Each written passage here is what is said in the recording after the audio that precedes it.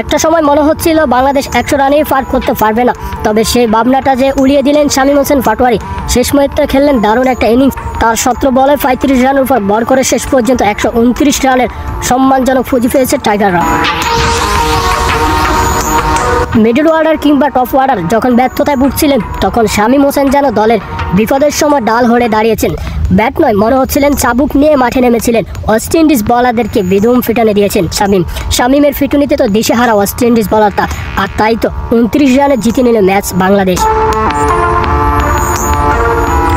আর শামীমের 35 রানের জড়ো ইনিংসে বাংলাদেশ 127 রানের পুঁজিতে বলারদের দারুণ দাফটেতে ওয়েস্ট ইন্ডিজকে দ্বিতীয় ম্যাচ হারিয়েছে টাইগাররা। শেষ মুহূর্তে তানজিদ হাসান সাকিবকে নিয়ে 23 বলে 41 রানের জুটি গড়েন শামীম। 2-4 ও 2 ছক্কায় 17 বলে 35 রানে অপরাজিত থাকেন এই বাঁহাতি এই ব্যাটার। অন্য প্রান্তে 11 বলে 9 রান করে অপরাজিত থাকেন সাকিব। শেষ পর্যন্ত 20 ওভারে 7 উইকেট হারিয়ে 129 রানে পুঁজি পেয়েছিল বাংলাদেশ।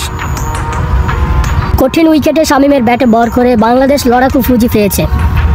উইকেটের শুরুর দিকে ব্যাটাররা হন ব্যর্থ, শেষ দিকে এসে শামীম হোসেন পাটোয়ারি বাংলাদেশকে এনে দেন লড়াকু পুঁজি। চন্দ্রপেতে এদিন নিজেকে ওপেনিংয়ে আনলেন লিটন দাস, তাও লাভ হয়নি। সৌম্য সরকার উইকেটের আচরণ বুঝে টিকে থাকা রানের চিন্তা ছিল তার মাথায়।